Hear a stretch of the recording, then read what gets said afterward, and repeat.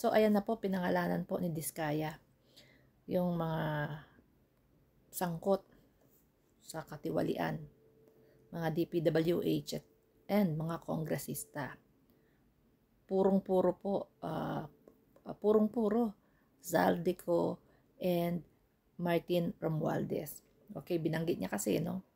Lagi niya binabanggit si Zaldico and si Romualdez. Okay yan. Pinangalanan niya. Okay yan. Pero kailangan merong resibo. Siya na rin may sabi, merong voucher. Kung sino nag-receive. So, ang kailangan lang dito po is kailangan mapatunayan na talagang sangkot si Zaldico and si Martin Romualdez. Kailangan ng resibo. Hindi pwedeng maging parang maharlika style. Hindi po pwedeng ganoon kasi hindi tatanggapin sa korte. Kailangan maglabas ng resibo sino ang magpapatotoo. Pagpapatunay na talagang sangkot itong dalawang kongresista na ito. Pero alam niyo po, ito'y aking opinion. Hindi ako naniniwalang walang finger dyan. Si Martin Romualdez. Meron yan kasi friendship sila ni Zaldico. And ito naman si Zaldico, friendship sila ni Digong before. Dikit sila ni Digong before. So, ang kailangan po dyan is kailangan na resibo. Hindi pwede yung sinasabi lang ni ganito, sinasabi ni DPWH kay Zaldico, sinasabi ng DPWH kay kay Martin Romualdez. Hindi pwede pong ganon. Hearsay, no? Kahit naman ako pwede kong sabihin yan. Kailangan po namin resibo na nagpapatunay na sila ay sangkot. Kasi kung walang resibo, parang lang po yan. Kwentong kutsero ang mangyayari. Pero ako, opinion ko, naniniwala ako, may finger dyan.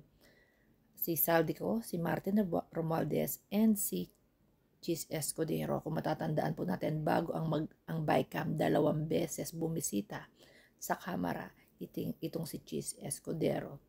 I believe, in my opinion, about doon sa insertion, doon sa unprogram, diba, na nilagyan nila ng budget. Anyway, ang kaduda-duda po dito na hindi ako naniniwala is, tinanong kasi ni Jinggoy, kailan nagsimula yung kanilang record. Ang record daw nila is nagsimula ng 2022 lamang, nung 2022 to 2025. So, ang mapapakitang sangkot lang is yan, sila Zaldico, sila Martin Romualdez. What about nung 2016? Wala daw silang record. Nagsimula po silang magkaroon ng kontrata sa DPWH is 2016. Ginawa ko yan ng video. Si Duterte, si Bongo nasa likod, at si Diskaya. Diba? Ginawa yan ko yan. 2016 po, nag-umpisa silang magkaroon ng record, ng kontrata sa DPWH. Diyan po lahat nagsimula. Dahil nga po partnership yung tatay ni Bongo sa kanila. So, billion-billion po ang nakuha nilang proyekto diyan sa DPWH. Pero wala daw silang record. Nakakapagtaka, walang record. Multi-million, not multi-million na nga, multi-billion company, wala kang record from 2016. Wala kayong ledger. As in, wala. O, diba? Sino ang gagaguhin nitong mga Diskayan na ito? Diba? Sino gagaguhin itong mga Diskayan na ito? Tama yan. Ibulgar nila yung mga politiko na yan. Wala tayong pinipili kung sino pa yan.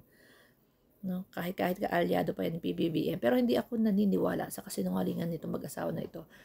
Na ang nagsimula daw ang record nila ng 2022. Wala daw silang record from 2016.